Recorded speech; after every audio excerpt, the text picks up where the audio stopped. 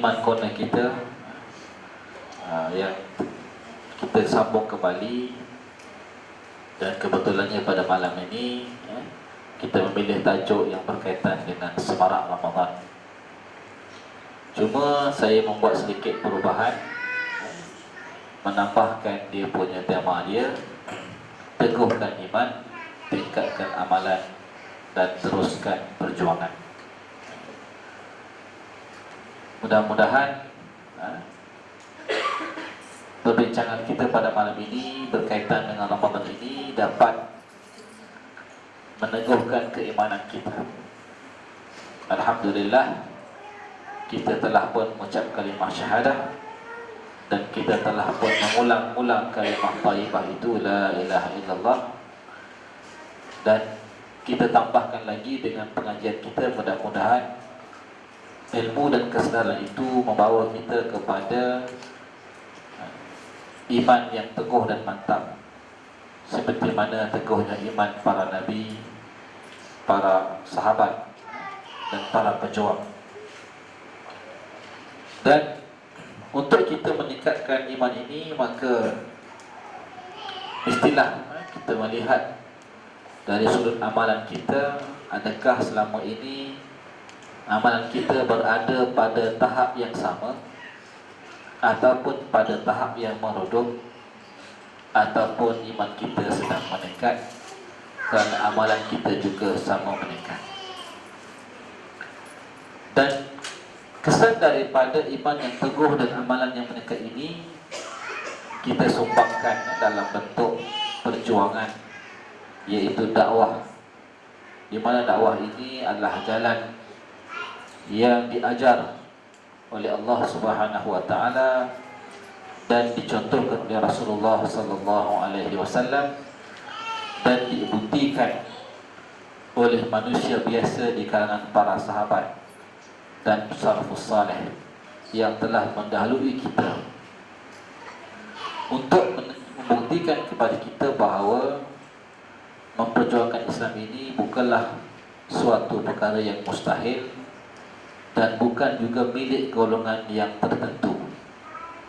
Malah kita semua sedar bahawa perjuangan Islam ini adalah milik bersama, bukan sekadar orang kata ustaz-ustaz punya tanggungjawab, tapi sebenarnya seluruh yang mengucap kalimah syahadah la ilaha illallah, seluruh muslim yang merasa cinta kepada agamanya akan turun sama dalam memberikan sumbangan untuk kita memperjuangkan Islam ini.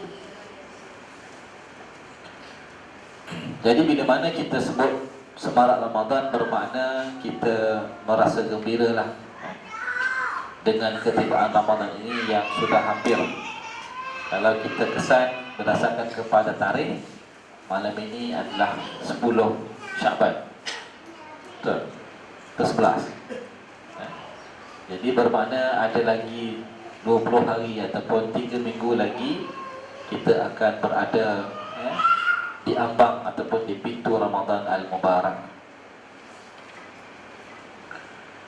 Dan memang rasa gembira ini hanya ada di kalangan orang-orang yang beriman. Manakala orang-orang yang lemah imannya akan rasa kurang gembira kerana Ramadan adalah bulan penghalang, yang menghalang kita daripada makan, menghalang kita daripada mengeteh, menghalang kita daripada minum teh o ais petang-petang, minum fresh orange, pada waktu-waktu yang biasanya kita menikmati makanan. Malah cabaran yang besar juga adalah sahur, kerana Ramadan bermaksud tidur kita terganggu. Tapi bagi orang mukmin itu adalah perintah Allah Subhanahu wa taala, itu adalah persiapan yang perlu kita lakukan, maka ia bukanlah suatu masalah kepada kita. Malah Nabi SAW mengajarkan kepada kita doa untuk menyambut Ramadan. Dalam satu hadis riwayat At-Tabarani, Nabi SAW berdoa, Allahumma barik lana fi Rajab wa Sya'ban wa ballighna Ramadan. Hadis ini ataupun doa ini kita boleh rujuk dalam kitab Al-Azkar Imam Nawawi. Juga ada dinyatakan di situ sebagai sumber kita. Di mana dalam doa ini Nabi SAW berdoa, ya Allah, berkatilah kami dalam bulan Rajab dan Sya'ban, serta sampaikanlah kami kepada bulan Ramadan. Jadi doa ini merangkumi dua perkara. Pertama, kita minta berkat. Yang kedua, kita minta panjang umur.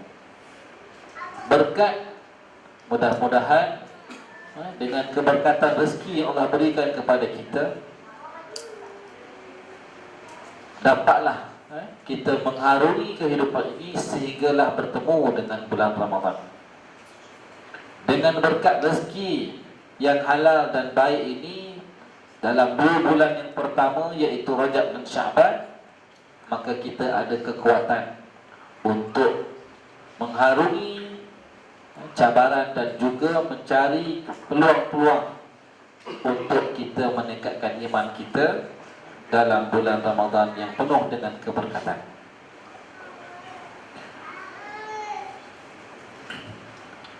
Jadi apabila kita menyebut tentang peredaran bulan ini, maka dalam Al-Quran sendiri ada menjelaskan kepada kita tentang penentuan bulan-bulan yang suci, iaitulah tentang bulan Rajab.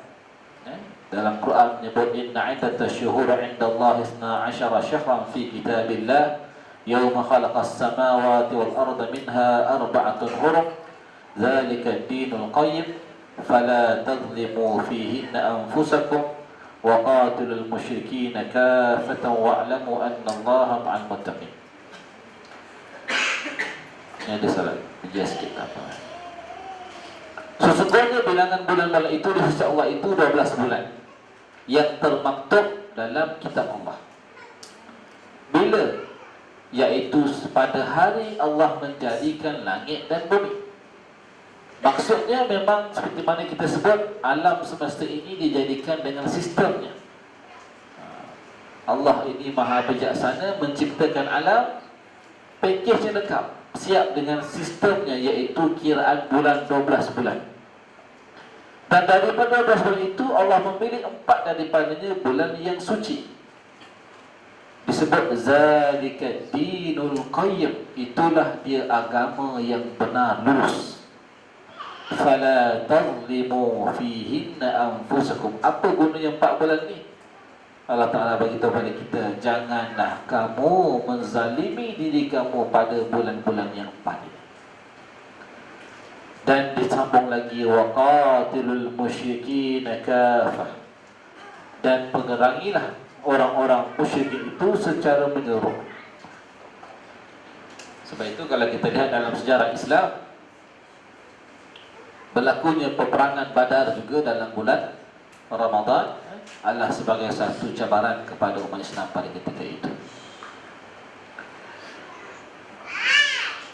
Jadi kalau kita melihat secara keseluruhannya di sini, bahawa Allah telah menjadikan 4 bulan ini bulan suci, satunya Rajab dan 3-nya berturutan Zulkaidah, Zulhijjah dan Muharram. Bermakna hari ini kita berada dalam bulan Sya'ban, kemudian kita akan masuk pada bulan Ramadan, kita akan masuk lagi habis Ramadan, masuk kepada Syawal, maka bertemulah kita 3 bulan suci yang berturutan, iaitu Zulkaidah, Zulhijjah dan Muharram. Baik, kita cuba nak memahami sekarang ini apa rasionalnya Allah Subhanahu wa Ta'ala, ataupun apa hikmahnya Allah menciptakan bulan Rajab itu berasingan dan 3 bulan suci itu adalah bulan yang berturutan. Dijadikan Rajab itu sebagai bulan yang suci, iaitu bulan yang tidak boleh menumpahkan darah, tidak boleh berperang.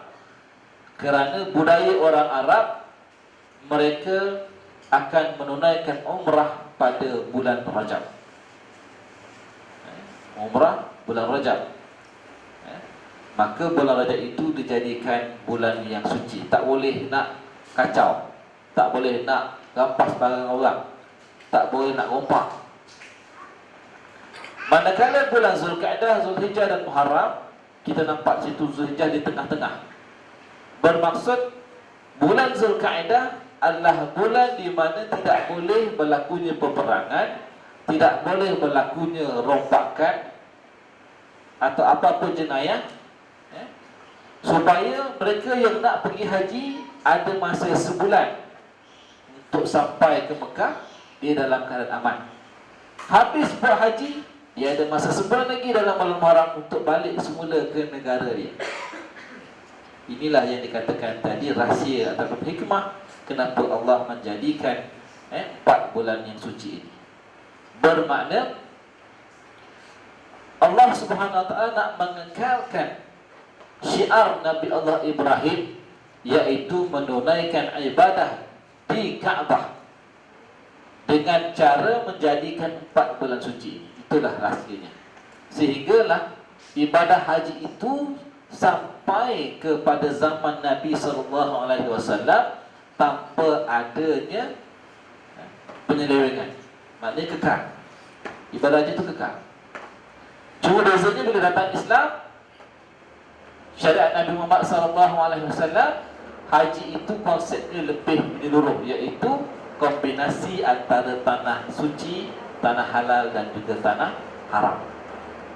Bermaksud ibadah haji yang dahulu sebelum syariat Nabi Muhammad SAW, mereka tidak perlu pergi ke Arafah, kerana Arafah adalah tanah halal. Jadi ibadah haji waktu dahulu dia hanya perlu berada di Mekah saja. Dia tawaf, dia sa'i, balik base. Tapi syariat Nabi Muhammad SAW menghubungkan antara tanah halal dan juga tanah haram, sampailah Arafah itu adalah rukun yang dipanggil tonggak. Sebab Nabi kata Al-Hajju Arafah, haji itu adalah wukuf di Arafah. Siapa tak dan wukuf di Arafah, no haji for him, tak ada haji. Mesti dapat wukuf di Arafah.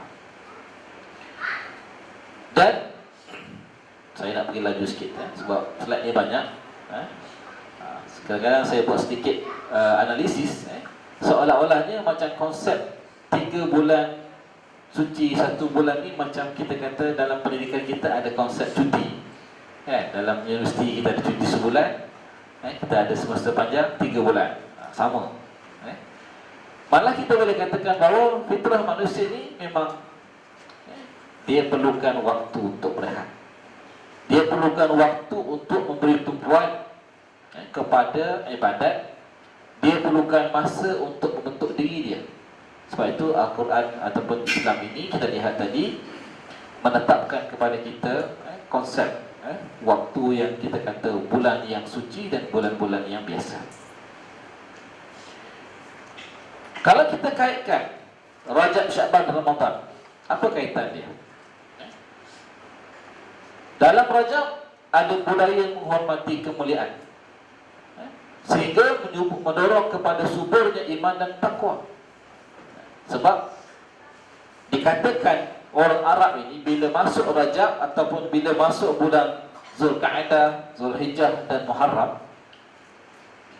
perompak Arab waktu itu cuti 3 bulan. Jadi bila pedagang-pedagang ni nak bawa barang, dia lalu bulan Zulkaidah, datang perompak, kau lupa kalender, tengok kalender, kau kena cuti 3 bulan. Perompak Arab dulu baik-baik, disiplin. Tahu je bulan Rajab, oh angkat tangan, sorry, aku ingat masih bulan Syaban, atau aku ingat masih bulan Safar, rupanya dah masuk Rajab. Bila nak rompak kafilah, dia tengok, oh dah masuk Zulkaidah, aku ingatkan Syawal lagi. Bermakna Allah meletakkan rasa hormat itu dalam jiwa manusia. Tadi tuan-tuan saya ada kuliah di Surau Ibn Sina. Saya cerita sikit tentang sejarah Masjid Nabawi, di mana kiblat asal Masjid Nabawi itu kan menghadap ke Baitul Maqdis. Ya. Kemudian bila berlaku peristiwa Masjid Qiblatain, diubah. Baik. Jadi beberapa persoalan kalau kita buat sedikit pemerhatian, akan timbul satu persoalan. Bagaimana orang Islam ketika itu, para sahabat maksudnya, bagaimana Rasulullah dan para sahabat ini menukar arah kiblat. Jadi kalau kita belajar dalam sejarah disebut, ketika itu Nabi SAW sembahyang di Masjid Qiblatain, menghadap ke arah Baitul Maqdis. Dalam rakaat yang kedua turun perintah. Lalu Nabi SAW berpalinglah menghadap ke arah Kaabah.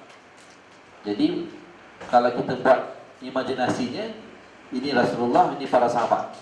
Jadi bila Nabi berpaling, Nabi menghadap sahabat. Dan sahabat ini, mereka faham, terus mereka bergerak. Jadi soalannya di sini, siapa yang bagi arahan? Nabi tak kata. Nabi tak bagi bahasa isyarat. Nabi tak kata gini. Tak ada. Dan perintah itu turun pada sembahyang zuhur. Ada riwayat mengatakan sembahyang asar. Bermakna bukan dalam solat Nabi baca. Qad nara taqalluba wajhika bis sama' kan? Nabi tak baca ayat itu. Ayat itu turun kepada Nabi SAW. Maknanya ayat itu turun pada Nabi dan Nabi bacakan selepas habis sembahyang. Jadi apa yang kita boleh ambil pengajaran di situ ialah Allah mencampakkan wahyu ke hati Nabi SAW. Nabi melaksanakan perintah itu dan Allah mengilhamkan para sahabat supaya bergerak ke belakang Nabi SAW. Jadi begini, itu bayangan peristiwa perubahan kiblat yang berlaku di Masjid Qiblatain. Dan kalau kita kaitkan dengan sejarah Masjid Nabawi, bermakna kiblat asal pun sama. Kemudian bila berlaku peristiwa itu, maka mimbar Nabi pun diubah, mihrab Nabi pun diubah ke tempat yang ada pada waktu sekarang. Itu secara ringkaslah sejarah Masjid Nabawi dan juga Masjid Qiblatain. Manakala bila masuk bulan Syaban adalah bulan yang digalakkan berpuasa. Dan dalam hadis ada mengatakan bahawa Nabi SAW amat banyak berpuasa pada bulan Syaban. Hadis daripada Ibn Abbas mengatakan, aku tidak melihat Nabi SAW banyak berpuasa melainkan pada bulan Syaban. Dan ada hadis mengatakan, ada kalanya aku ingat Nabi tak berpuasa dalam bulan Syaban, ada kalanya aku ingat Nabi sentiasa berpuasa dalam bulan Syaban. Maksudnya apa? Maksudnya ada waktu-waktunya, tahun-tahun yang tertentu Nabi puasa banyak. Ada waktu-waktunya Nabi puasa tak banyak dalam bulan Syaban. Jadi yang sebaiknya kita puasalah. Tapi kalau tak mampu, sibuk dan sebagainya, itu kita masing-masing ada keadaan yang sendiri. Dan bila mana kita dah dalam bulan Syaban, bermakna kita sudah hampir. Malah kalau kita lihat dalam kalender kita, hari Isnin depan kita akan jumpa nisfu Syaban. Jadi sama-sama kita buat ingatanlah azam kita nak berpuasa pada nisfu Syaban. Nanti saya akan bahaskan khas tentang nisfu Syaban dalam slide ni, ada insya-Allah kita akan bincang. Dan apabila Ramadan tiba, bermakna tumpuan itu kepada solat sepanjang Ramadan. Kerana dalam Ramadan lah kalau kita umat Islam ni paling rajin puasa. Paling rajin sembahyang. Puasa tu dah tentulah wajib. Bulan Ramadan lah kalau kita nak lihat orang sembahyang isyak ramai. Dan sembahyang subuh pun meriah. Masuk je Syawal, malak balik. Kenyang makan ketupat, kenyang makan kewaya, kenyang makan rendang, makan lemang, tenggelam balik semula. Tapi suasana ibadah itu memang wujud. Dan fokus Ramadan ini kalau kita lihat ada pada solat, iaitu Salat tarawih, salat witir, yang kita memang buat. Jadi sehingga ulama mengatakan bahawa antara kelebihan Ramadan ialah kerana Allah mengurniakan salat tarawih yang hanya ada pada bulan Ramadan, tak ada pada bulan lain. Itu hujah para ulama. Maknanya ada sembahyang khusus pada bulan Ramadan. Bila kita cerita tentang Syaban, bermakna ini adalah bulan latihan berpuasa. Ini untuk kanak-kanak lah, galakan berpuasa. Kalau bagi perempuan, inilah masa nak bayar hutang. Kalau tengok perempuan raja puasa bulan Syaban, terutama yang dapat baby tahun lepas, maksudnya dia masa dia bersalin tu kena tak kan? Satu Ramadan salin, memanglah rezeki dia kan? 30 hari sambung. Baik. Dan amalan malam nisfu Syaban, iaitu dalam riwayat mengatakan malam diangkat amalan ke langit, ini adalah latihan mencari malam Lailatul Qadar. Ini satu yang kita boleh ambil lah dari sudut pengajarannya. Sekarang kita bincang tentang amal nisfu Syaban. Itu saya sebut tadi. Antara yang digalakkan kita beramal itu adalah beristighfar, memohon ampun daripada Allah, terutamanya dosa syirik. Kalau ada salah sesama manusia, kita minta maaf. Dan ini ada dalilnya dari hadis yang hasan. Menurut Profesor Yusuf Al-Qaradawi, dia kata apa? Tidak ada satu hadis yang sahih tentang nisfu Syaban. Itu statement dia. Okay? Kita terima. Tapi secara ilmiah, ada hadis yang bertaraf hasan. Hasan ni second class, bawah pada hadis yang sahih. Kalau kita guna logik, kalau tak ada hadis sahih, mana ada dhaif lah. Logik. Sahih lawannya dhaif. Tapi bila kita menggunakan ilmiah, ilmu hadis, hadis tu ada yang namanya sahih, ada yang namanya hasan, ada yang namanya dhaif, ada pula yang namanya maudhu'. Maksudnya kalau kita bincang mudah-mudahlah hadis yang sahih ni memang kita kena pakai lah. Hadis yang katanya maudhu' itu rekaan, tak boleh langsung dipakai. Kalau kita nak cerita pada orang pun kena sebut ini maudhu', ini rekaan. Nabi tak pernah kata macam ini. Contoh, ada hadis maudhu' dikata al-bazinjan dawa'un min kulli da', teruk ubat segala penyakit. Yang kita hafal habatus sauda.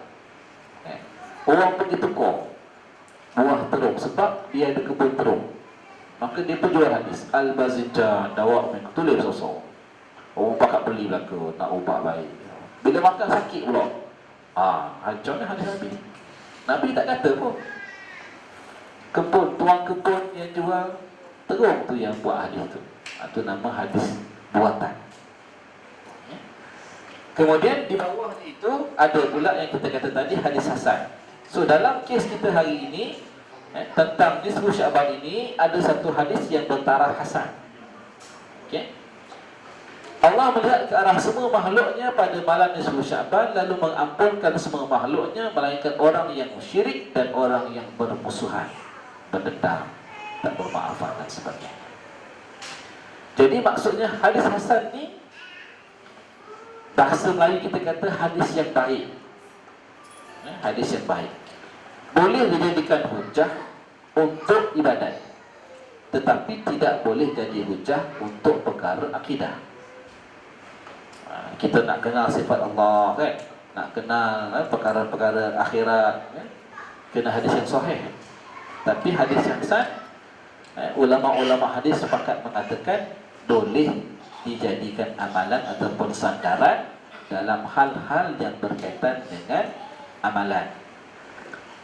Sehingga kan Imam Nawawi mengatakan hadis yang dhaif pun masih boleh. Yang penting dhaif itu ada sandaran yang lain, dia saling kuat menguatkan.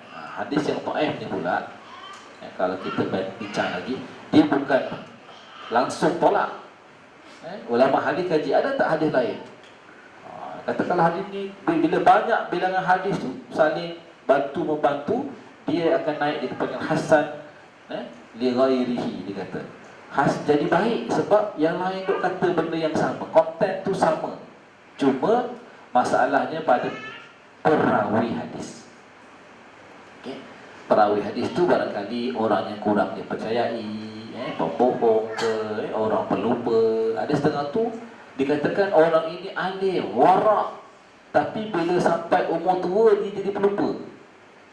Jadi jatuh dia punya kategori dia, tak boleh percaya ni. Masuk umur 40 je nyanyok dah. Tak ada pakai orang ni. Masuk umur 30 alim baik, masuk 40 lupa. Jadi dia punya hadis pun jatuh, dia punya kelas dia jatuh gitu. Baik. Jadi apa yang dimaksudkan di sini sebenarnya adalah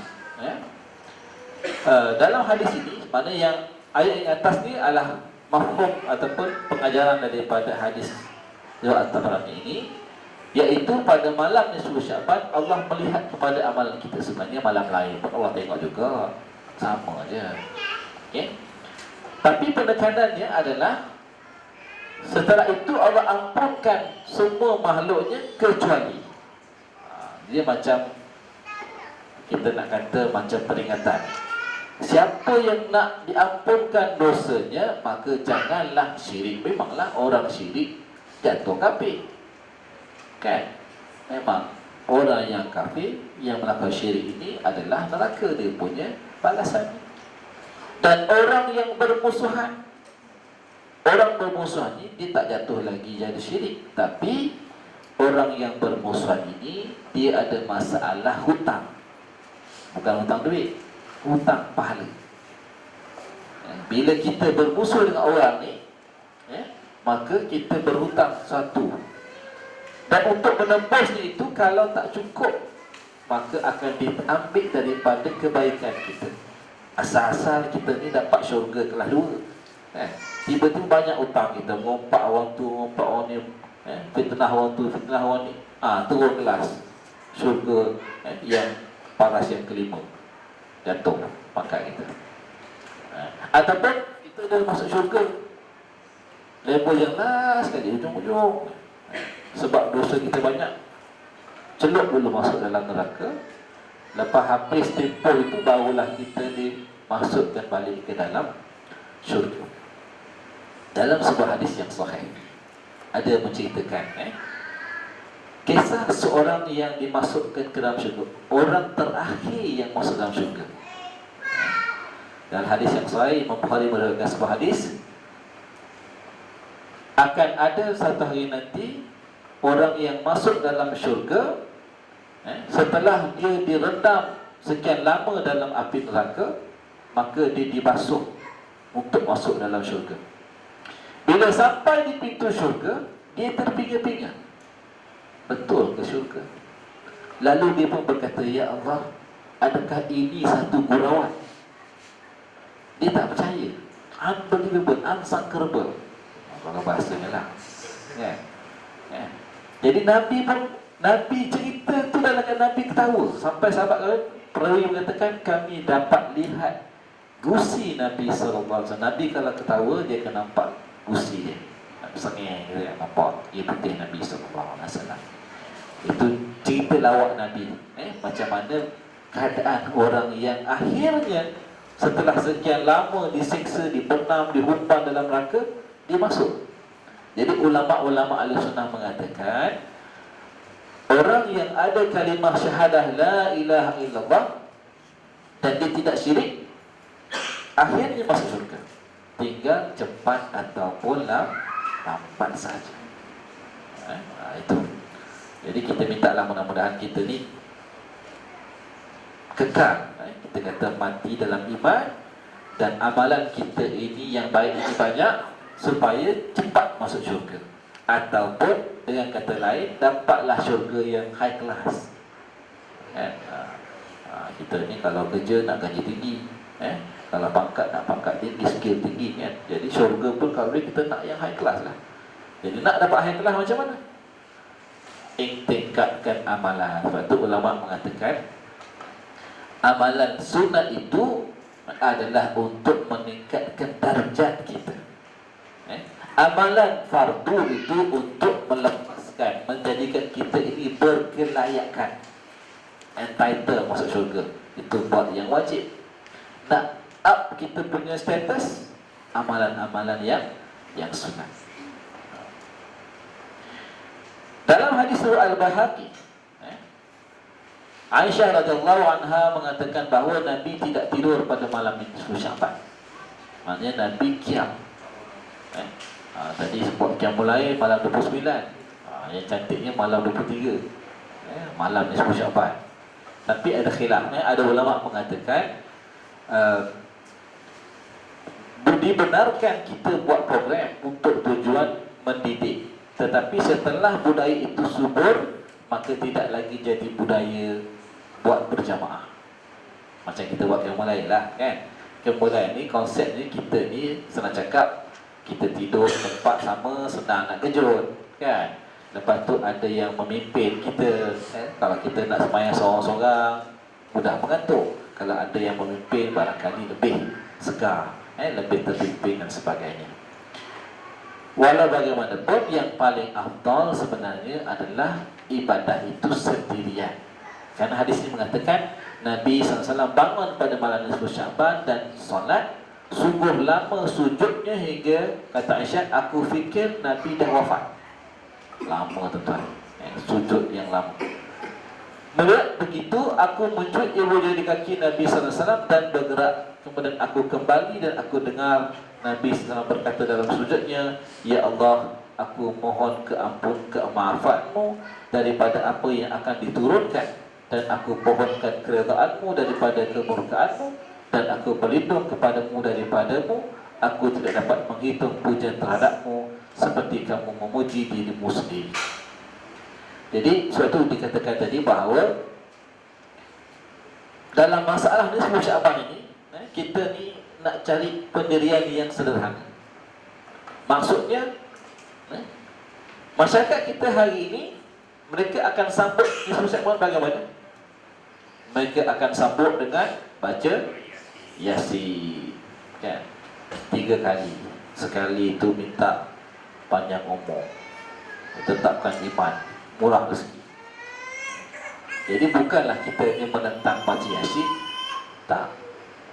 Yang menjadi masalahnya, kita menghususkan kenapa nak amal Yasin itu 3 kali pada malam nisfu Syaban.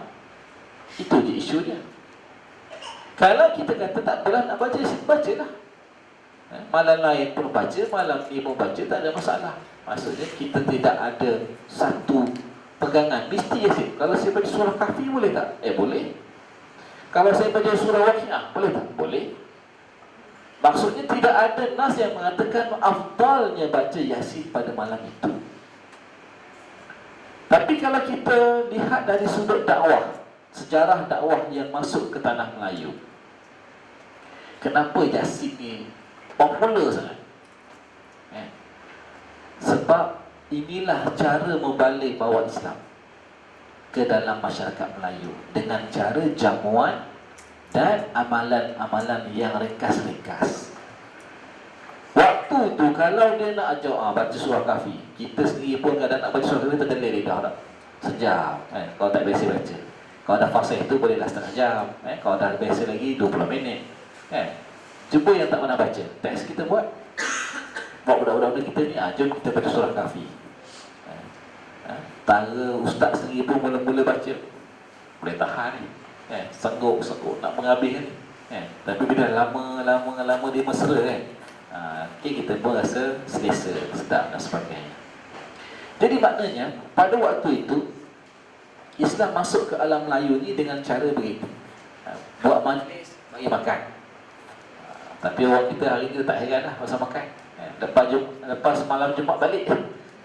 Kalau zaman-zaman kita dulu tunggu budak-budak makan ramai apa dan sebagainya kan. Itu zaman-zaman dulu zaman saya budak-budak dulu sampai berebut ada yang ambil orang sembahyang, kita ambil masuk bungkus balik makan betul. Nanti habis tu makan lagi, kita makan 2 kali. Ini budak-budak yang ligat sikit lah.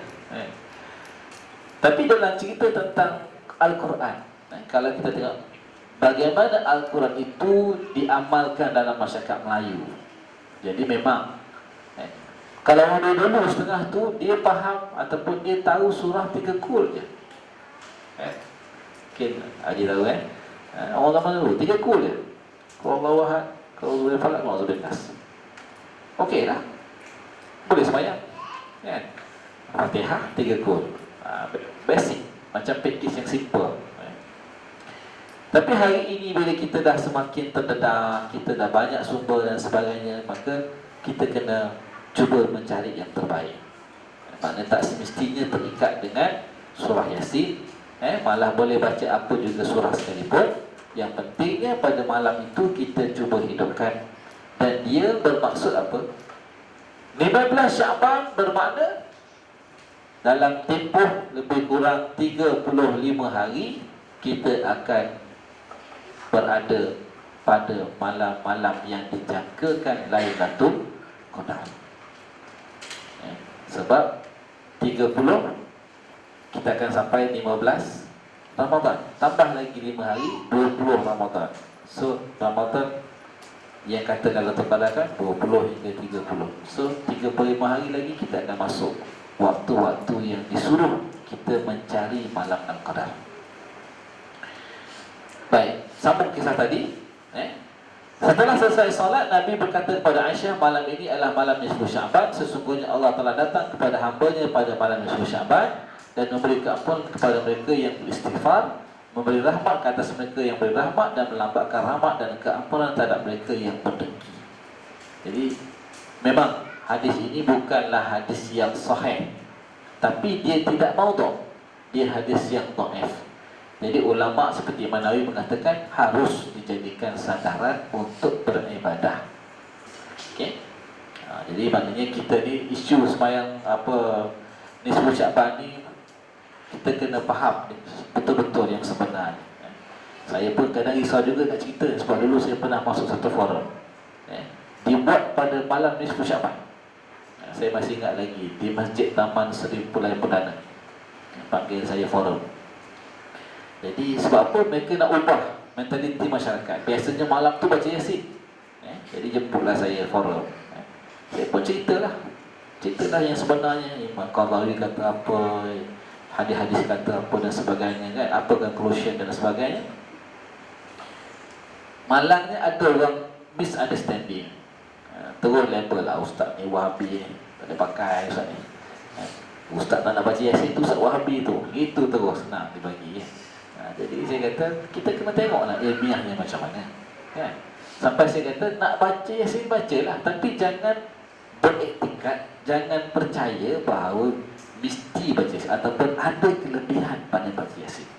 Baca Yasin tak ada masalah sebab Al-Quran kan? Jadi kita kena ambil orang kata tu pendirian yang sederhana ataupun yang pertengahan. Baik, ada satu lagi hadis Ibn Hibban dalam kitabnya Sahih Ibn Hibban. Okey. Ibn Hibban tulis satu kitab nama Sahih Ibn Hibban, tapi tak semestinya hadis itu sahih lah. Cuma pada pandangan dia, perkiraan dia hadis itu sahih. Jadi sekurang-kurangnya kita kata tak sahih tapi hasan. Okey. Daripada Mu'az bin Jabal radhiyallahu anhu, Nabi SAW bersabda yang bermaksud Allah SWT melihat kepada hamba-Nya pada malam nisfu Sya'ban, dan Allah akan memberikan pahala kepada seluruh hamba-Nya, melainkan orang yang melakukan syirik dan orang yang menyebarkan fitnah. Beza ujungnya, orang yang melakukan fitnah. Yang syirik itu samalah. So ada hadis lain yang menyatakan bahawa Allah memandang kepada malamnya pada malam Sya'ban, diampunkan dosa kecuali orang yang membunuh diri dan orang yang menyebar fitnah. Jadi hadis tu dia saling menguatkan antara satu sama lain. Jadi kalau kita kata hadis ni hasan, hasan apa? Hasan li ghairihi. Maksud jadi baik sebab ada banyak sumber-sumber lain yang mempunyai konten yang hampir sama. Maka dia naik pangkat. Dari dhaif dia pergi ke pangkat hadis yang baik. Baik sebab ada sokongan. Yang ini bid'ah. Solat sunat al-bara'ah. Ada orang cipta pula sebab malam yang istimewa, dia kata mesti ada sembahyang istimewa. Kita pun tak tahu kan. Sebut solat bara'ah kita pun dah tahu dah. Tapi solat bara'ah ni maksudnya solat bara'ah, maksudnya kita berlepas diri. Maknanya kita nak minta keampunan Tuhan lah. Tapi ini adalah rekaan. Ini samalah baca 3 kali. Jadi saya persoalkan soal baca 3 kali ni. Kalau kita tak familiar dengan Yasin, tiba-tiba malam ni semua baca 3 kali, apa jadi? Saya persoalkan, kenapa nak baca 3 kali? Boleh tak sekali, 2 kali? Jadi saya kata, kalau orang tak biasa baca Yasin, tiba-tiba malam ni semua baca 3 kali, dia akan mengah, kepenatan. Okay? Apa kesannya? Dia tak akan dapat nanti malam untuk qiyam. Sebab dia dah penat. Aku tadi maghrib, aku belum nak boleh berhabis tu, bacalah punya laju. Kadang-kadang bila baca laju, langgar pula tajwid. Kan? Jadi masalah berlaku adalah bila kita nak kejarkan 3 kali, langgar tajwid. Nabi kata apa? Rubba qari'il Qur'an wal Qur'an yal'anu. Berapa ramai orang baca Quran, Al-Quran tu laknat dia balik. Celaka kau baca salah, celaka kau baca tak betul. Kita tak nak Quran tu marah pada kita. Kan? Maksudnya apa? Kita tak jaga tata cara membaca Al-Quran, semata-mata nak kejarkan 3 kali baca. Jadi saya punya pandangan, saya kata pada masyarakat, kalau nak baca, baca lepas Isyak. Lebih bagus lagi baca Yasin 3 kali tengah malam. Kalaulah Yasin tu habis sejam, kita akan stay up 3 jam. Kan? Itu baru betul. Ini kita baca lepas maghrib. Lepas tu dah penat. Sembahyang Isyak, balik rumah makan, tidur. Bangun pukul 6. Tak adalah qiyam malam nisfu Syaban. Yang penting amalan ni tak ada sandaran daripada hadis Nabi sallallahu alaihi wasallam. Kalau itu, apakah amalan alternatif? Ini berdasarkan kepada mafhum umum.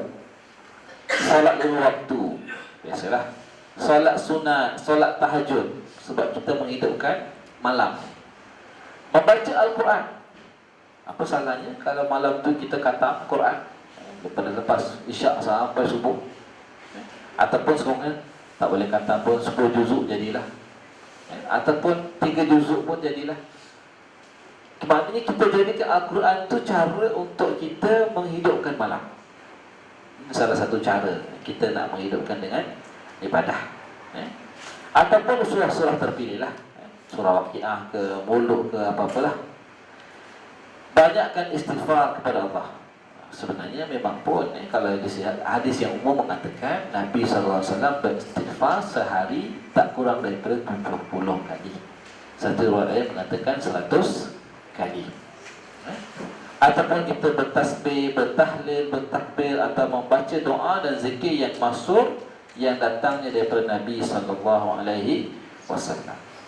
Ini umum, mana kita boleh buat. Jadi kesimpulannya di sini tidak ada doa khusus pada mana semua. Nak baca doa apa Ustaz? Doa lah apa-apa.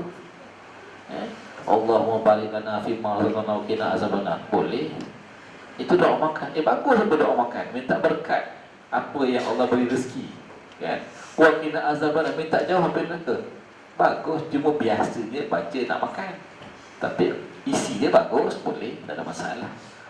Kan? Kalau orang lelaki, dia ada doa favourite dia. Rabbana hab lana min azwajina wa dhurriyyatina qurrata a'yun waj'alna lil muttaqina imama. Sebab doa ni dia kata, ya Allah, gunakanlah kami, isteri-isteri kami, mana tahu dapat bonus. Itu doa favourite orang lelaki. Kalau orang perempuan, doa dia pula, Rabbi la taj'alni fardan wa anta khairul warisin. Ya Allah, ya Tuhanku, jangan jadikan aku sendirian, dan engkaulah sebaik-baik yang memberikan warisan, memberikan pusaka. Ini doa supaya dapat anak, supaya tidak keseorangan ditinggalkan oleh suami. Ini sikitlah kita masuk doa-doa untuk kata tu perubatan dan juga permintaan. Dan kita kena ingat macam mana pun Allah sentiasa membuka pintu taubatnya bukan sekadar pada malam Nisfu Sya'ban. Cuma kebetulan ada hadis yang bertaraf hasan tadi cerita pada malam itu ada kelebihan. Jadi kita pun ambil lah sebagai dorongan untuk kita beribadah dan sebagai latihan untuk kita mencari malam Al-Qadar yang dinamakan Lailatul Qadar tadi. Baik, yang ini persoalan bila kita sampai di Ramadan. Apa itu Ramadan? Bila sebut Ramadan, kita akan ingat baju belum beli, songkok belum beli, baju raya Melayu belum beli, baju seluar-seluar, t-shirt belum beli. Ada yang ingat apa? Rumah belum cat. Kalau di kampung-kampung yang saya tengok apa? Masuknya bulan puasa, sibuk cat rumah. Saya buat yang lain. Saya cat rumah bulan Syawal. Dah raya, dah naik kerja, saya ambil cuti 1-2 hari, cat rumah. Jadi malam orang datang, Ustaz, tadi datang rumah warna kuning, malam ni tengok dah warna hijau. Magic kata, magic. Saya cat waktu cuti, cuti sendiri. Ataupun Ramadan ini adalah pesta makanan dan juadah, ataupun pesta amalan kesihatan jasmani dan iman. Pilih mana kita nak. Apa hal tujuan kita? Ataupun suasana kehidupan yang ceria atau lemah lesu tidak bermain. Alasannya kerana puasa. Sebab puasa lah. Tak kita nafikan bahawa memang kadang-kadang kita kena ada setting time sikit, supaya kita ni kekal bertenaga pada waktu yang diperlukan. Antaranya kalau waktu tengah hari itu tidurlah sebentar, yang namanya qaidullah, untuk berikan kita sedikit kekuatan pada waktu malam. Satu. Yang kedua, bila kita berbuka puasa, janganlah makan keterlaluan. Saya suka dengan cara orang Arab berbuka puasa. Dia buka kurma, air zam-zam, dah. Lepas tu tunggu semua isyak, balik rumah baru dia makan nasi. Nak jumpa kita susah nak jumpa je. Saya tengah berfikir macam mana cara saya nak budayakan tu dalam keluarga saya. Tapi bila kita dah ada anak kecil ni, kadang-kadang susah sikit kan. Kecuali kita ada 2 meja makan. Yang ini untuk buka puasa, ini untuk makan besar. Kan? Buka puasa, makan kurma, minum air, tutup, semayang. Lepas semayang, jom kita makan besar pula. Air 3-4 jenis kan, lauk 3-4 lauk. Agaknya macam itu strategi lah agaknya. Kena fikirkan. Tapi kadang-kadang kalau kita guna kuasa kita sebagai ketua keluarga, boleh sebenarnya. Sebab saya pernah pergi berbuka puasa di rumah kawan saya, memang dia buat begitu. Kita tak terbiasa pergi rumah dia, lepas asar tu tidur kejap, balik, rehat, lepas tu pukul 6.50, 7 tu dah duduk lah. Biasanya kita makan besar, duduk kat lantai. Kenapa tak duduk kat atas meja? Rupanya bila buka terus saja tengok kuih je. Alamak, kalau macam ini gaya mati aku ni. Kan? Lepas makan kuih, lepas tu tak lama bertutup, semayang maghrib, semayang berjamaah. Lepas semayang berjamaah, baru dia, jom kita makan. Pergi meja besar pula makan. Kat terus saja ayam goreng ada, kan? Macam-macam lauk ada. Itu mungkin susunan yang baik ataupun yang betul. Baik. Ada orang nampak Ramadan ni nak merasa buka dekat hotel yang package RM50 lah, apalah kan. Ada orang fikir Ramadan ni adalah masa dia nak menikmati suasana bersedap-sedap membaca Al-Quran ataupun mendengar bacaan Al-Quran. Ada orang jadikan Ramadan ni masa untuk dia tidur je. Tapi kalau untuk budak-budak, kita kena tolak ansur lah kan. Tak bolehlah kita nak anggap dia sama macam kita. Zaman saya budak-budak pun sama tapi orang tua kita ajar apa? Baca apa? Zikir. Ya Latif, Ya Latif, Ya Latif. Bacanya banyak-banyak, nanti hilang lapor. Kita baca lah, Ya Latif, Ya Latif, Ya Latif. Mak lapor lagi. Kata, tak banyak lagi tu, banyak lagi. Baca lagi, Ya Latif, sampai terlelap. Masa tu tengok dah pukul 7. Pukul 7. Sebab kita yakin, maknanya kita percaya benda tu boleh. Baik. Saya pun langkah lagi. Kita masuk kepada kelebihan Ramadan. Sebab kita kata semarak Ramadan, bermakna bila sampai Ramadan ini akan kita jumpa banyak kelebihannya. Antaranya adalah bila sampai Ramadan, bermakna pintu rahmat dibuka. Rahmatnya apa? Rahmatnya adalah kasih sayang Allah Subhanahu Wa Taala. Membuka pintu kasih sayangnya kepada hamba-Nya untuk kita mendekatkan diri kepada Allah Subhanahu Wa Taala. Dan pada bulan Ramadan inilah bulan di mana kita diberi peluang untuk meminta ampun dengan Allah SWT, mendapat keampunan maghfirah daripada Allah Subhanahu Wa Taala, dan kita mendapat pelepasan daripada api neraka. So 1, 2, 3 ni sebenarnya adalah fasa. Fasa 1, pintu rahmat dibuka. Fasa 2, keampunan. Fasa 3, lepas daripada azab api neraka. Bulannya diwajibkan puasa ini memanglah. Maknanya Allah Ta'ala muliakan Ramadan dengan puasa. Cuma Ramadan ini cabarannya ialah bulan yang panas. Ustaz baru balik umrah baru ni,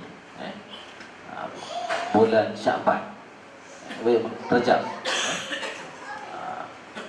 Bulan Rejab tu baru mukadimah panas. Itu pun dah rasa macam panas, cuaca 39, 40, 41. Saya tanya orang Mekah sana, nanti panas yang betul-betul panas bila? Ramadan. Berapa? 48, 49. Wah. Saya pernah duduk sana 50, 51. Itu masa lepas haji dululah, masa saya belajar. Kalau 48, 49 ni mata dah kecil je. Nak pergi sembahyang asar tu, mata macam sampai sini. Sebab nak tahan panas. Masa tu tak pandai pakai spek, kan? Kita pakai mata biasa gini, tengok aja. Jadi bila bawa basikal tu, nak pergi sembahyang asar, daripada asrama tu nak pergi ke masjid universiti, saya bawa basikal. Tiba-tiba datang ribut pasir.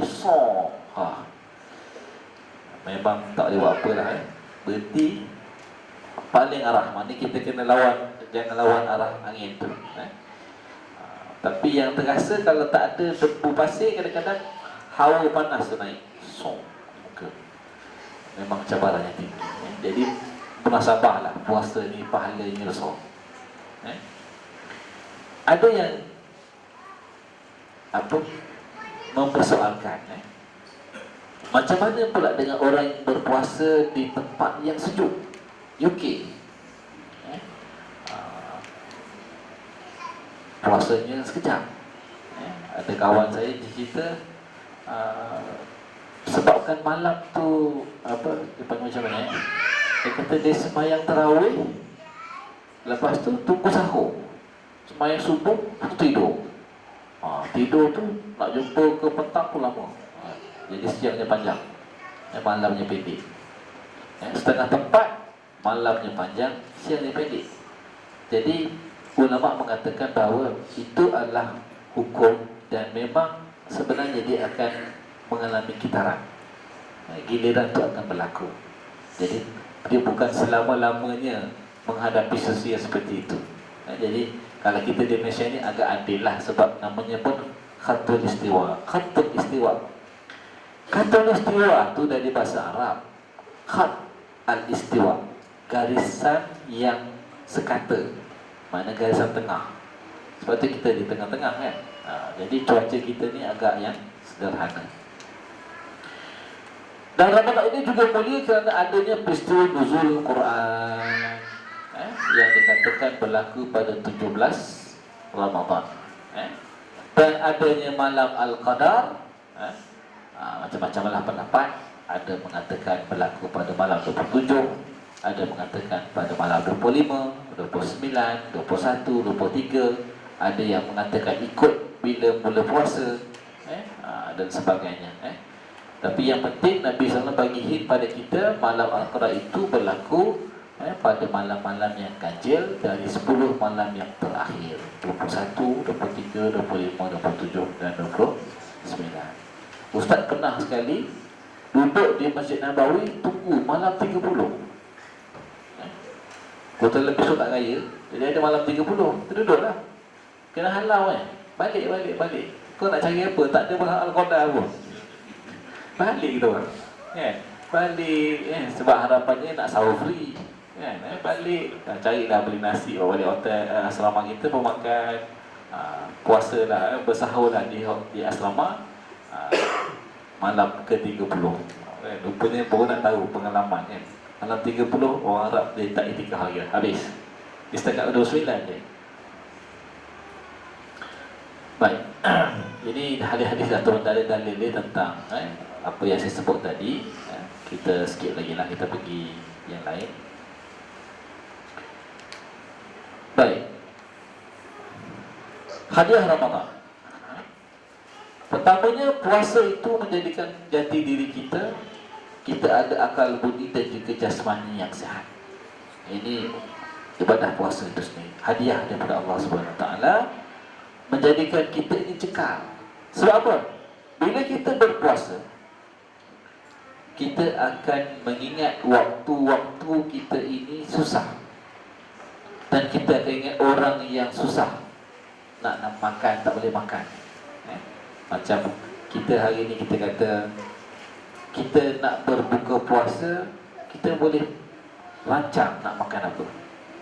Tapi ada saudara seagama kita yang tak pasti ada atau tidak makanan untuk dimakan untuk buka puasa. Ada yang tak pasti adakah nyawanya masih ada untuk bertemu dengan waktu berbuka puasa. Ini bezanya antara kita dengan saudara kita yang lain. Dan Al-Quran, hadiah daripada Ramadan ini adalah bacaannya dan doa khatam Al-Quran. Dalam hadis kata Nabi SAW, Al-Quran itu akan datang pada hari kiamat sebagai pembela. Dia akan berujar, ya Allah, hamba-Mu ini banyak membacaku, baca Quran, maka berikanlah dia pertolongan dan selamatkanlah dia. Maksudnya Al-Quran akan jadi peguam kita. Dan jangan lupa, dalam baca Al-Quran ini ada doa khatam Al-Quran. Dalam satu hadis mengatakan, ataupun satu asar daripada sahabat mengatakan, likulli khatmil Qur'ani da'watun mustajabah. Pada setiap kali khatam Al-Quran itu ada satu doa yang mustajab. Sahabat-sahabat Nabi seperti Ibnu Abbas, Abdullah bin Umar, mereka ini diriwayatkan apabila mereka dapat tahu ada orang Madinah yang nak khatam Quran, dia akan pergi.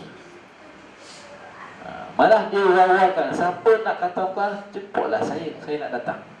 Sebab pada setiap khatam Quran itu ada doa yang mustajab. Jadi kalau boleh, kalau kita buat program khatam Quran besok Ramadan tu, majlis khatam Quran tu datang. Walaupun kita ni bukanlah rajin baca sangat, tapi bila time majlis khatam Quran tu ada. Sebab kita nak ambil berkat majlis khatam Al-Quran. Dan ada ganjaran Lailatul Qadar yang lebih baik daripada 1000 bulan. Rahmat 10 hari pertama, keampunan 10 hari yang pertengahan, dan bebas dari api neraka pada 10 hari yang penghabisannya. Ada orang tengok Ramadan ni jelek lidah, tengok makanan dan sebagainya. Baik, sekarang kita cerita persediaan kita. Bagaimana kita nak bersedia untuk menghadapi Ramadan ini? Pertamanya adalah dengan jiwa kita, dengan kita berdoa kepada Allah. Dibaca tadi kita dah sebut, Allah mubarik lana fi Rajab wa Sya'ban wa ballighna Ramadan. Yang ini jarang. Ini saya jumpa dalam kitab Al-Azkar. Sebenarnya doa ini kita baca setiap masuk awal bulan. Allahumma ahillahu alaina bil amni wal iman was salamati wal islam kama yuhibbu rabbuna wa yarda. Dalam kitab Al-Azkar Imam Nawawi ada. Ya Allah, munculkanlah anak bulan ini dengan keamanan dan keimanan dan keselamatan dan keislaman sebagaimana yang Engkau sukai dan redai. Ini yang diajar dalam hadis Nabi sallallahu alaihi wasallam. Sebab Imam Nawawi dia sebut dalam kitab Al-Azkar dia, dalam mukadimah dia kata, ini adalah senarai doa-doa yang dipetik ataupun yang dinukil dari hadis-hadis yang boleh diamalkan, bermula dari tarafnya sahih, hasan dan dhaif yang boleh diterima. Adapun hadis-hadis yang dhaif, terlalu dhaif ataupun yang maudhu' tidak ada dalam kitab Al-Azkar ini. Itu manhaj penulisan Imam Nawawi. Dan dia menukilkan kata-kata ulama hadis tentang hukum beramal dengan hadis yang dhaif. Termasuklah kali ini. Baik. Ini pandangan ulama-ulama dahulu. Dia kata, dia doa, ya Allah, jumpakan aku dengan Ramadan dan serahkan Ramadan kepadaku dan terimalah amalan yang telah aku lakukan kepadanya. Ini doa. Maknanya kita pun boleh karang. Ya Allah, jadikanlah Ramadan ini yang terbaik. Ya Allah, janganlah jadikan Ramadan ini yang terakhir untukku. Ya Allah, jadikan Ramadan ini sebagai motivasi untuk aku meningkatkan ibadah kepadamu. Ya Allah, boleh. Doalah apa saja yang penting. Kata Nabi SAW, jangan doa memutuskan silaturahim. Ya Allah, jadikanlah ini Ramadan terakhir aku berkawan dengan orang ni. Seri aku kawan dengan dia. Doa tu tak makbul. Doa putus kawan. Ataupun ya Allah, jadikanlah ini Ramadan terakhir. A dengan B bercinta, lepas aku pula nak masuk naik. Itu pun tak boleh. Kan, kita nak masuk potong lain orang pun tak boleh. Kata Aisyah radhiyallahu anha, aku tidak nampak Rasulullah SAW menyempurnakan puasa melainkan pada bulan Ramadan, dan aku tidak melihat baginda banyak berpuasa melainkan pada bulan Syaban. Ini yang disebut tadi. Maknanya Nabi banyak berpuasa pada bulan Syaban. Baik, banyakkan membaca Al-Quran. Tadi sebutlah, supaya Quran ini jadi pembela kita, Quran ini jadi hujah kepada kita. Dan berkat kita baca Al-Quran ini adalah baru ni kita baca berita kan, berlaku kebakaran di Mak Tafiz di Kedah, tikam batu Allah tunjukkan kemuliaan, bagaimana budak tu badannya hancur retuk, melainkan otaknya tak retuk. Saya jumpa satu kes tentang kes benar, kisah benar, berlaku di Bangi. Kebetulan saya menyewa, saya hantar anak saya di rumah ustaz tu. So anak dia hafal Quran. Kemudian umur tak panjang, umur muda 21 dah meninggal, budak lelaki. Kemudian dikebumikan di kampung Sungai Tangkas, tepi UKM.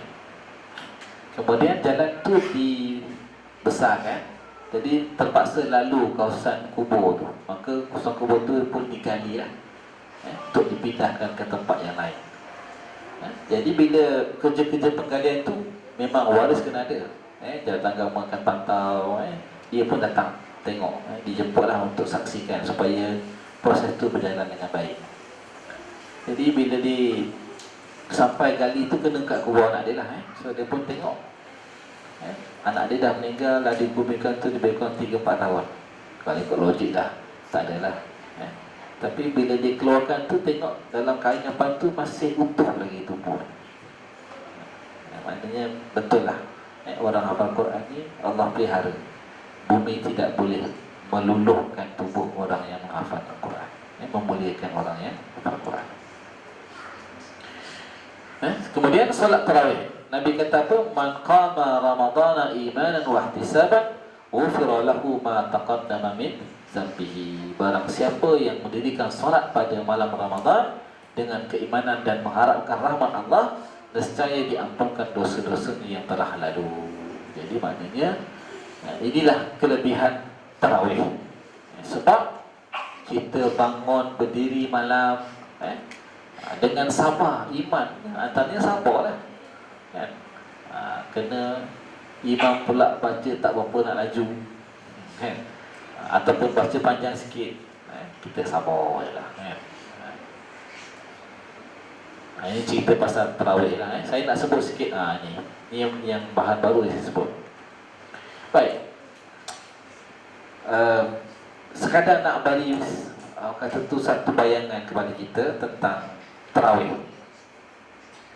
Saya baca satu kitab. Ni guru saya lah, atau guru saya dia karang satu buku namanya Solat Tarawih di Masjid Nabawi sejak lebih 1000 tahun. Dia buat kajian. So tengok flow dia. Zaman Rasulullah SAW, tarawih itu dilakukan 8 rakaat campur 3 witir. Saya guna short form lah, tiara tarawih dan berita witir. Ada riwayat yang mengatakan 4 rakaat saja. Ada yang mengatakan 20 rakaat. Tapi hadis daripada Al-Bahki ini dhaif, lemah. Jadi kita ambil lah 8. 8 tambah 3. Tapi panjang hingga meliputi seluruh malam dan hampir waktu subuh. 200 ayat dalam satu rakaat. Kalau kita mampu ambil ini, siapa yang mazhab 8, ambil lah ni. Start sembahyang pukul 9, balik pukul 4 pagi. Ini memang bagus. Dilakukan ada 3 cara: berjamaah di masjid, berjamaah di rumah, atau sendirian di rumah. Maknanya semuanya sunnah Nabi. Contoh, bagi orang yang kerja balik lewat malam, kan, dia habis kerja sampai rumah pukul 8, pukul 9, pukul 10. Kalau Dr. Azlan tak ada keluar. Dia keluar daripada klinik dia, terus pergi surau saya semayang. Dia kata sempat 8 rakaat dengan Ustaz. Okey lah tu kan? Jadi maknanya kalau kita memilih untuk sembahyang di masjid berjamaah, dapatlah pahala berjamaah 27 kali ganda lebih baik daripada sembahyang seorang diri. Kalau berjamaah di rumah, dapat juga 27, cuma tak dapat imarahkan rumah Allah, kurang 1 pahala. Kalau buat di rumah, Nabi buat tu sebab takut diwajibkan. Kalau kita nak buat di rumah boleh. Contoh kita kata ada urusan, kita tak dapat nak pergi tarawih, maka kita buat di rumah, kita sendiri. Saya dulu ada satu kawan saya, dia pilih nak tarawih seorang-seorang. Dia tanya saya, boleh tak? Saya tanya, kenapa kau nak sembahyang seorang-seorang? Dia kata, aku nak mengulang hafazan. Baguslah, buatlah. Sebab dia kata, kalau aku sembahyang dengan korang baca lain, aku baca lain nanti kan, aku nak mengulang. Okey, buatlah sendiri. Sebab dia sembahyang sendiri, jadi tak bercanggah pun, sebab Nabi pun buat begitu. Yang pentingnya, Nabi tak pernah kata sembahyang tu mestilah 8 saja, dan Nabi benarkan sahabat buat lebih daripada 8. Itu hakikat yang kita terima. Sebab Nabi tak pernah kata tarawih hanya 8 rakaat, ataupun dia kata jangan kamu buat lebih dari 8. Nabi tak pernah kata, tak ada hadis yang seperti itu. Yang ada hanyalah riwayat daripada Aisyah mengatakan dia tidak lihat Nabi SAW lebih sembahyang lebih daripada 8 rakaat. Itu hadis Aisyah, tapi bukan keluar dari mulut Nabi. Ini hanya laporan daripada Aisyah. Baik, zaman Khalifah Abu Bakar maintain sama. Pun panjang sampai malam, nak habis sampai nak subuh habis. Dan berjamaah pun sama bentuk dia. Tambahan, sediakan imam khusus dan makanan ringan untuk kanak-kanak. Jadi yang nama moreh itu adalah sadaran dia. Yang kata moreh itu bid'ah, sediakan air ke apa kan. Ustaz pergi sembahyang tarawih dekat Kampung Baru, lagi dahsyat, kopi O, teh tarik, teh O, Melo ais, berdiri tu. Pilih mana nak. Khalifah Umar, dia ada peringkat-peringkat dia. Ada masa dia buat 8 kali 8 tarawih, 8 rakaat. Dan ada masanya dia berubah kemudiannya jadi 18 campur 3. Ada yang mengatakan 20, yang masyhurnya 20 rakaat lah. Jadi kesimpulannya kita boleh dapat di sini, zaman Sayyidina Umar lah mulanya tarawih 20 rakaat dan kekallah di Masjid Nabawi sampai hari ini. Okey. Tapi pattern ni sama, sifat ni sama, baca panjang habis dekat-dekat subuh, makna qiyamul lail subuh. Tak macam kita. Kan? Orang kata tu qiyam sikit-sikit. Kan? Semayang tarawihnya pukul 9 suku, dia mesti habis 9.45. Setengah jam dia bagi masa. Habis tak habis, aku cakap aku balik imam. Dia cakap dengan imam macam itu je. Imam habis saya balik, imam tak habis pun saya balik juga. Okey. Malah pada zaman Khalifah Umar, dia buat imam khas untuk kaum wanita. Dan imam untuk orang lelaki juga ada. Konsep baca panjang jika sikit rakaat dan baca pendek jika banyak rakaat. Ini konsep tadi. Buat 8 ke buat 20. Baik, ada pernah berlaku semayang tarawih 36 rakaat zaman Khalifah Umar Abdul Aziz. 36 rakaat campur 3 witir. Ada yang mengatakan witir 5 rakaat, 41 rakaat. Kenapa Umar Abdul Aziz buat begini? Pertama, dia kata sembahyang malam tu tidak ada limit. Itu yang pertama. Okay. Kalau sahabat boleh buat 8, boleh buat 20, kenapa tak buat 36? Baik, macam mana datang angka 36? Kata Khalifah Umar Abdul Aziz, kita orang Madinah ni tak sama dengan orang Mekah. Orang Mekah lepas habis sembahyang, mereka akan sembahyang berapa tu? Dia akan sembahyang 8 apa panggil apa? 4. Okey, so dia akan berhenti lah. Staggered ni 5 kali lah. 4. So dia cukup 20. Tapi orang Mekah lepas habis sembahyang 4 rakaat, mereka akan tawaf. Lepas tawaf, mereka akan sembahyang sunat tawaf. Jadi kami di Madinah, kami kira tawaf itu sama nilai dengan 2 rakaat. Dan tambah lagi 2 rakaat sembahyang solat tawaf. Jadi ada 4 senggang. Kalau kita buat 5 benda, dia punya tengah tu ada 4. So 4 kali 4, 16. 20 tambah 16, 36. Itu cara kira dia. Jadi maknanya Khalifah Umar ni dia bukan suka-suka je 36 lah. Tak ada. Dia ada sandaran dia. Okey. Dan Masjid Nabawi ni, dia sejarah dia memang apa nama tu, macam-macam jenis imam. Zaman apa nama imam 4 mazhab. Ini kurun apa kedua. Masing-masing ada imam dia. Ada yang mengatakan baca a'udzubillahi minasyaitonir rajim dan bismillah dengan kuat. Ini mengikut pandangan Imam Malik. Macam kita lah. Tapi kita tak baca a'udzubillah, kita bismillah je kuat. Mazhab Maliki, a'udzubillahi minasyaitonir rajim, bismillahirrahmanirrahim. Kita kadang-kadang pelik. Tapi imam dia berpendapat seperti itu. Pernah berlaku. Kemudian baliklah semula pada kurun keempat, baliklah semula daripada 39 kepada 20 rakaat sampailah ke hari ini.